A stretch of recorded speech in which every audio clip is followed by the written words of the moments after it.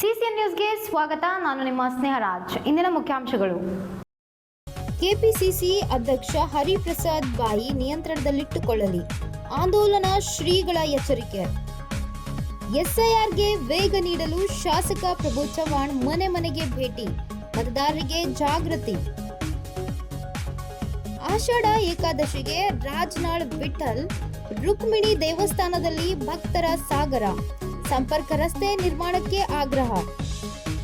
KPCC ಅಧ್ಯಕ್ಷ ಹರಿಪ್ರಸಾದ್ ಅವರು ಹಿಂದೂ ಸಂಘಟನೆಗಳು ಹಾಗೂ ಪ್ರಧಾನಮಂತ್ರಿ ಬಗ್ಗೆ ಮನಬಂದಂತೆ ಹೇಳಿಕೆ ನೀಡಿರುವುದನ್ನು ನಿಲ್ಲಿಸಿ ತಮ್ಮ ಬಾಯಿ ನಿಯಂತ್ರಣದಲ್ಲಿಟ್ಟುಕೊಳ್ಳಬೇಕು ಎಂದು ಆಂದೋಲನ ಶ್ರೀಗಳು ಎಚ್ಚರಿಕೆ ನೀಡಿದ್ದಾರೆ.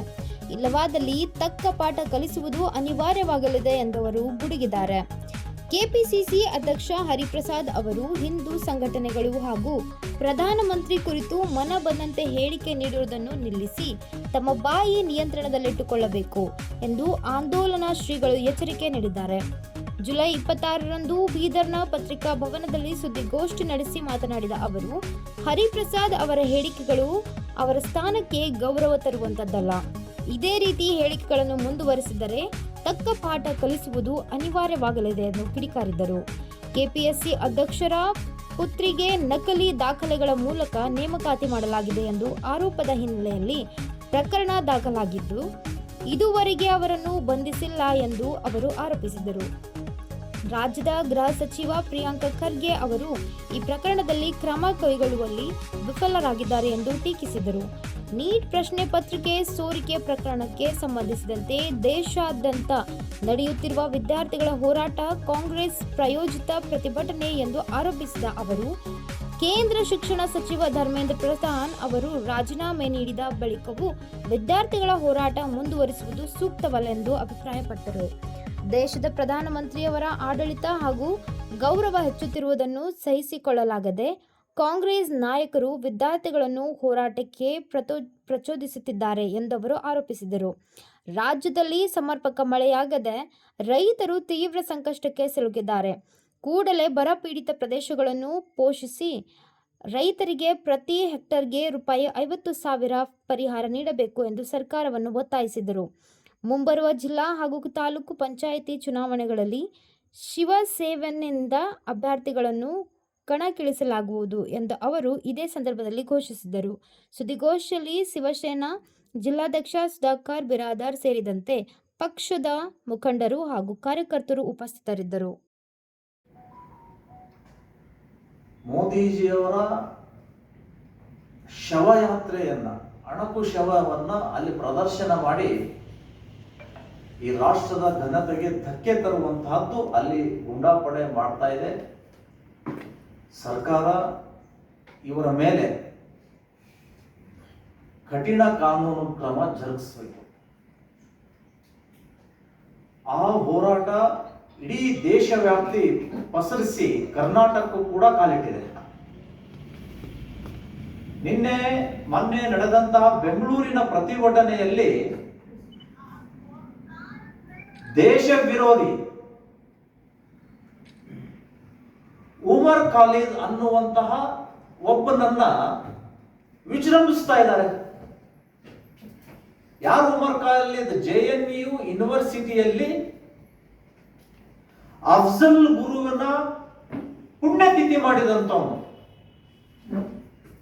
ಸಂಸತ್ ಮೇಲೆ ದಾಳಿ ಮಾಡಿದಂತಹ ಟೆರರಿಸ್ಟ್ ಅಫ್ಜಲ್ ಗುರು, ಅವನು ಭಾವಚಿತ್ರ ಇಟ್ಕೊಂಡ್ಬಿಟ್ಟು ಅಫ್ಜಲ್ ಹಮ್ ಶರ್ಮಿಂದಾ ಹೈ, ತೇರೆ ಕಾತಿಲ್ ಜಿಂದಾ ಹೈ, ಗರ್ ಗರ್ ಸೆ ಅಫ್ಜಲ್ ನಿಕ್ಲೇಗಾ, ಕಿಸ್ಕೋ ಆಪ್ ಫಾಸಿ ಚಡೇಗಾ ಅಂತ ಹೇಳಿ ಘೋಷಣೆ ಹಾಕಿದ ಉಮರ್ ಖಾಲಿದ್, ಭಾರತ್ ತೇರಾ ತುಕಡಾ ಹೋಗಾ ಇನ್ಶಾ ಅಲ್ಲಾ ಅಂತ ಹೇಳಿ ಘೋಷಣೆ ಹಾಕಿದ ಉಮರ್ ಖಾಲಿದ್ ಇವತ್ತು ವಿದ್ಯಾರ್ಥಿಗಳ ಐಕಾನ್ ಆಗ್ತಾ ಇದ್ದಾನಂದ್ರೆ, ಪುಂಗಿ ಊದುವಂತಹ ನಮ್ಮ ರಾಜ್ಯದ ಗೃಹ ಮಂತ್ರಿಗಳು ಕಣ್ಣಿಗೆ ಬಟ್ಟೆ ಕಟ್ಕೊಂಡು ಕೂತಿದ್ದಾರೆ. ಇವರ ವಕ್ರ ದೃಷ್ಟಿ, ಕೇಸರಿ ಶಾಲ್ ಹಾಕೊಂಡು ಯಾರಾದರೂ ಬಂದ್ರೆ ದನಗಳನ್ನ ಹಿಡ್ಕೊಳ್ತಾ ಅದನ್ನ ತಡಿತಾ ಬಂದ್ರೆ ಅಂತವ್ರನ್ನ ಒತ್ತು ಒಳಗಾಕಿ ಅಂತ ಹೇಳುವ ಗೃಹ ಸಚಿವ ಪ್ರಿಯಾಂಕಾ ಖರ್ಗೆ ಇವತ್ತು ದೇಶದ್ರೋಹಿ ಆರೋಪದ ಮೇಲೆಗೆ ಜೈಲಿನಲ್ಲಿ ಕೊಳಿತಾ ಇರುವಂತ ಉಮರ್ ಖಾಲಿದ್ನ ಫೋಟೋವನ್ನ ಮೆರವಣಿಗೆ ಮಾಡ್ತಾ ಇದಾರಂದ್ರೆ ಅವ್ರ ಮೇಲೆ ಯಾಕೆ ಕೇಸ್ ಆಗ್ತಾ ಇಲ್ಲ ಅವರು? ಅರೆಸ್ಟ್ ಮಾಡಿ ಒಳಗಡೆ ಹಾಕ್ಬೇಕಾಗಿತ್ತು. ಆದ್ರೆ ಆ ಯಾವ ಕಾರ್ಯವೂ ಕೂಡ ಇಲ್ಲಿಯ ಗೃಹ ಮಂತ್ರಿಗಳು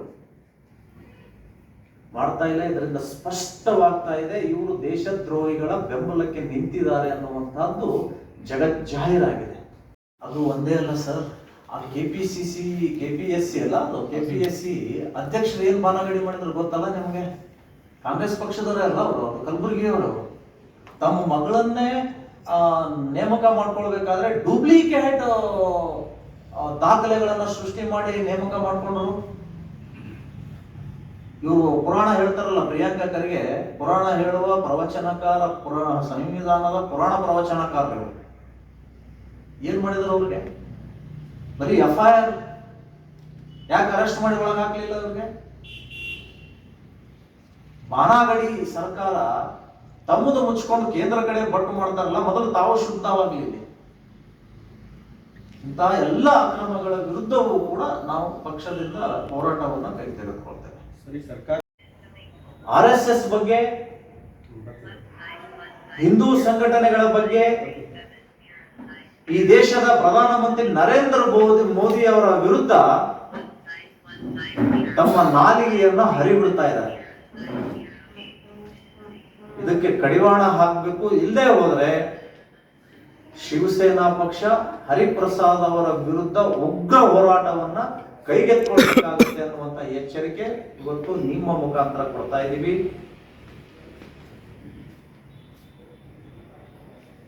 ಮುಂದೆ ಕರ್ನಾಟಕದಲ್ಲಿ ನಡೆಯುವಂತಹ ಗ್ರಾಮ ಪಂಚಾಯತ್, ತಾಲೂಕ್ ಪಂಚಾಯತ್, ಜಿಲ್ಲಾ ಪಂಚಾಯತ್ ಚುನಾವಣೆಗಳಿಗೆ ಶಿವಸೇನಾ ಪಕ್ಷ ಸಂಪೂರ್ಣವಾಗಿ ಸಿದ್ಧತೆ ನಡೆಸ್ತಾ ಇದೆ.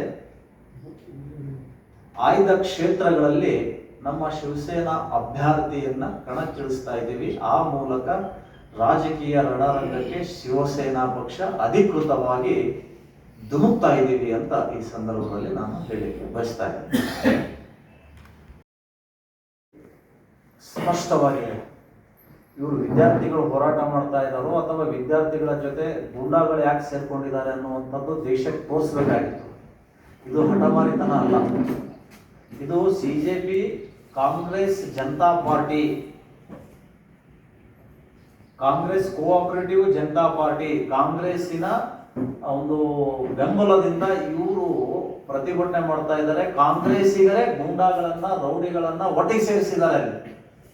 ಕಾಂಗ್ರೆಸ್ ಪಾರ್ಟಿ ಸರ್, ಹೌದು, ಕಾಂಗ್ರೆಸ್ ಜನತಾ ಪಾರ್ಟಿ, ಕಾಕ್ರೋಚ್ ಅಂದ್ರೆ cooperative cockroach, Congress cockroach party ಅವರು ಎಲ್ಲ ಸಹಕಾರ ಕೊಡ್ತಾ ಇರೋರು ಕಾಂಗ್ರೆಸ್ನವರೇ.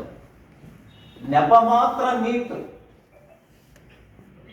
ಅವರ ಉದ್ದೇಶ ಏನು ಅಂತ ಕೇಳಿದ್ರೆ ನರೇಂದ್ರ ಮೋದಿ ಅವರ ಹೆಸರಿಗೆ ಮಸಿ ಬೆಳಿಬೇಕಂತ. ಜಾಗತಿಕ ಮಟ್ಟದಲ್ಲಿ ನರೇಂದ್ರ ಮೋದಿಯನ್ನ ಕೆಟ್ಟದಾಗಿ ಬಿಂಬಿಸಬೇಕು ಅನ್ನುವಂಥದ್ದು. ಆಯ್ತಲ್ರಿ, ರಾಜೀನಾಮೆ ಕೊಟ್ಟಲ್ಲ ಪ್ರಧಾನ ಅವರು, ಇನ್ನೇನ್ ಕೆಲಸ ಹೊರಡ್ಬೇಕಲ್ಲ. ಇನ್ನು ತಲ್ವಾರ್ಗಳನ್ನ, ಮಚ್ಗಳನ್ನ, ಪೇಪರ್ ಸ್ಪ್ರೇ. ಔರಾದ್ ಬಿ ಹಾಗೂ ಕಮಲ್ ನಗರ ತಾಲೂಕಿನಲ್ಲಿ SIR ಮಹಾ ಸಂಪರ್ಕ ಅಭಿಯಾನಕ್ಕೆ ವೇಗ ನೀಡಲಾಗಿದೆ. ಕಮಲ್ ನಗರ ಪಟ್ಟಣದ ವಿವಿಧ ವಾರ್ಡ್ಗಳಲ್ಲಿ ಶಾಸಕ ಹಾಗೂ ಮಾಜಿ ಸಚಿವ ಪ್ರಭು ಚವ್ಹಾಣ್ ಮನೆ ಮನೆಗೆ ಭೇಟಿ ನೀಡಿ ಮತದಾರರಲ್ಲಿ ಜಾಗೃತಿ ಮೂಡಿಸಿದರು. ಎನ್ಯುಮರೇಷನ್ ಫಾರ್ಮ್ಗಳ ಭರ್ತಿ, ಆನ್ಲೈನ್ ಎಂಟ್ರಿ ಹಾಗೂ ಸಲ್ಲಿಕೆ ಕುರಿತು ಮಾಹಿತಿ ಪಡೆದ ಅವರು ಬಾಕಿ ಉಳಿದಿರುವ ಅರ್ಜಿಗಳನ್ನು ನಿಗದಿತ ಅವಧಿಯೊಳಗೆ BLOಗಳಿಗೆ ಸಲ್ಲಿಸುವಂತೆ ಮನವಿ ಮಾಡಿದರು. ಯಾವುದೇ ಸಮಸ್ಯೆ ಎದುರಾದರೆ BLOಗಳು ಹಾಗೂ ಸಂಬಂಧಿತ ಅಧಿಕಾರಿಗಳ ನೆರವು ಪಡೆಯುವಂತೆ ಸಲಹೆ ನೀಡಿದರು.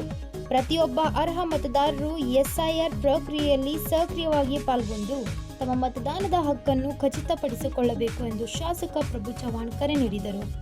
ಈ ಸಂದರ್ಭದಲ್ಲಿ ಮಂಡಲ ಅಧ್ಯಕ್ಷ ರಾಮಶೆಟ್ಟಿ ಪನ್ನಾಳೆ, ಮುಖಂಡರಾದ ಶಿವರಾವ್ ಪಾಟೀಲ್ ಮಂಗನಾಳ್, ಬಸವರಾಜ್ ಪಾಟೀಲ್, ರಂಗಾರಾವ್ ಜಾಧವ್, ಶಿವಕುಮಾರ್ ವಡ್ಡೆ, ವಿಜಯಲಕ್ಷ್ಮಿ ಕೌಟಿಗೆ, ಬಂಟಿ ರಾಂಪುರೆ ಸೇರಿದಂತೆ ಮುಖಂಡರು, ಕಾರ್ಯಕರ್ತರು ಹಾಗೂ ಸ್ಥಳೀಯ ನಿವಾಸಿಗಳು ಉಪಸ್ಥಿತರಿದ್ದರು. ಆಷಾಢ ಏಕಾದಶಿ ಅಂಗವಾಗಿ ಬೀದರ್ ಜಿಲ್ಲೆಯ ರಾಜನಾಳ್ ಗ್ರಾಮದ ಸಮೀಪ ಶ್ರೀ ವಿಠ್ಠಲ ರುಕ್ಮಿಣಿ ಪಾಂಡುರಂಗ ಆಷಾಢ ಏಕಾದಶಿಯಾದ ಶನಿವಾರ ದೇವಸ್ಥಾನದಲ್ಲಿ ಭಕ್ತರ ಸಾಗರವೇ ಹರಿದು ಬಂದಿತ್ತು.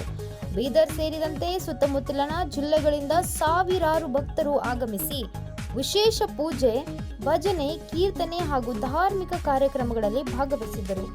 ದೇವಸ್ಥಾನದಲ್ಲಿ ಭಕ್ತರಿಗೆ ಪ್ರಸಾದ ವ್ಯವಸ್ಥೆ ಕಲ್ಪಿಸಲಾಗಿದ್ದು, ಅನೇಕ ಭಕ್ತರು ರಾತ್ರಿ ವಾಸ್ತವ್ಯ ಮಾಡಿ ವಿಠ್ಠಲ ನಾಮಸ್ಮರಣೆಯಲ್ಲಿ ತೊಡಗಿದರು.